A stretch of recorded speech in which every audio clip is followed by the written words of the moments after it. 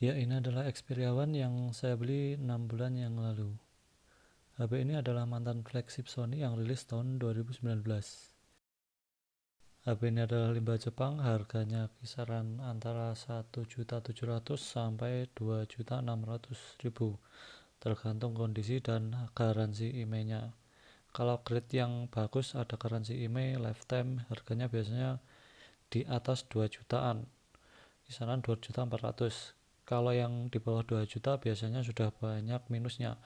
Misalnya biasanya layarnya sudah shadow, banyak lecetnya, dan kadang juga nggak ada garansi IMEI-nya.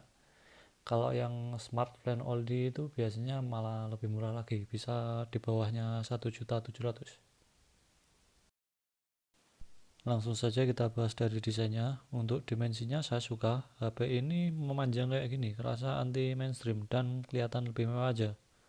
Framenya dari metal dan bodi belakangnya terbuat dari kaca, udah kerasa premium.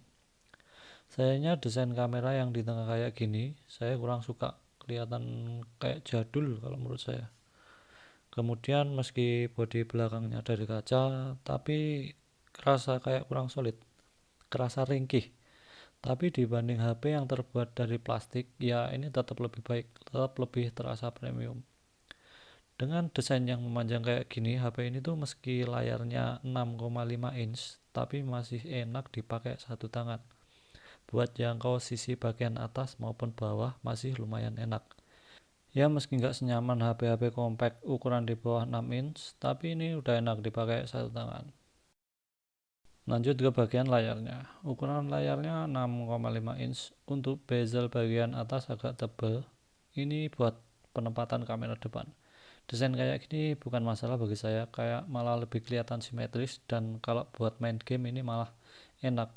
Jadi layar itu nggak gampang kesentuh tangan. Layarnya udah pakai panel OLED, support resolusi 4K. Kualitas warna yang dihasilkan udah enak banget. HP ini layarnya memanjang, jadi kalau buat nonton landscape, kanan kirinya itu kelihatan tebel kayak gini. Speakernya udah stereo, udah enak banget buat nonton maupun main game. Cuman ini nggak ada port headphone jacknya ya, jadi harus pakai converter. Untuk NFC, tentu saja HP ini adalah HP flagship, jadi sudah pasti ada NFC-nya. Di sini ada tandanya dekat kamera. Sensor fingerprintnya ada di samping gini. Oh ya, ini di sisi kanan ini terlalu ramai. Ada tombol volume, sensor fingerprint, tombol power, sama tombol shutter kamera. Ini agak ribet kalau mau dipasang tripod. Balik lagi ke fingerprintnya. Bagi saya ini fingerprintnya buruk. Bukan nggak bisa atau bermasalah. Kalau tangan kondisi kering sih lancar-lancar aja. Cuman kalau ada keringet dikit ini tuh susah ngebacanya. Jadi kalau pas tangan agak keringetan, udah pasti sering gagal buat pakai sidik jari, dan ini bagi saya sangat mengganggu. Jadi solusinya saya lebih sering pakai pola untuk membuka kuncinya. Lanjut ke kameranya, di bagian belakang ada 3 biji.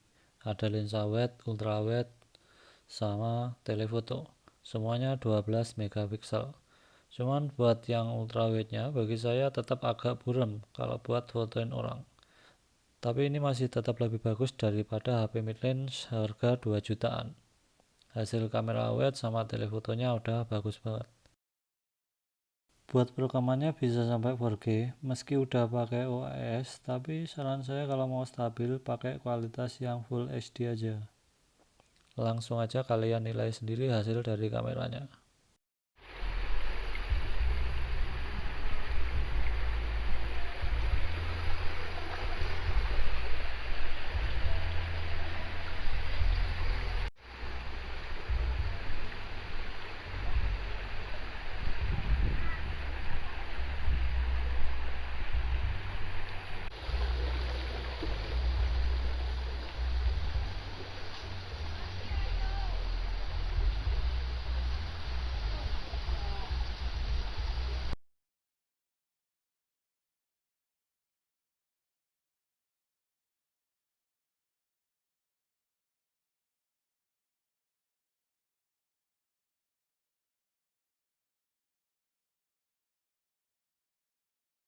Lanjut ke performanya, Xperia One ini pakai chipset Snapdragon 855.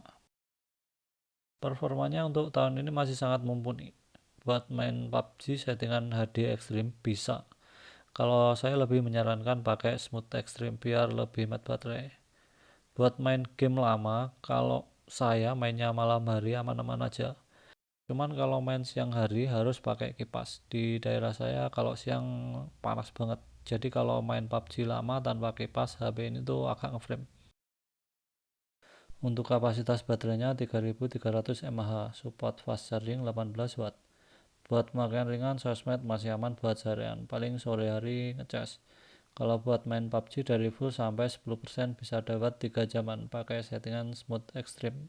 Kecepatan ngecasnya dari 20% sampai penuh itu butuh waktu kira-kira 1 jam lebih 10 menitan.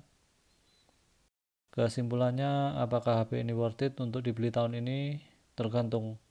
Bagi saya ini nggak worth it dibeli buat HP utama meski performanya masih bagus banget. Kenapa?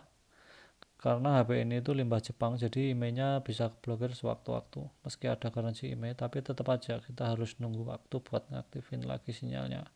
Kita cuman bisa pakai wifi dan bagi saya itu merepotkan misal terjadi pemblokiran. Kalau buat HP kedua, buat game, edit video, buat bikin konten, HP ini worth it banget. Sekian review dari saya, terima kasih, semoga bermanfaat.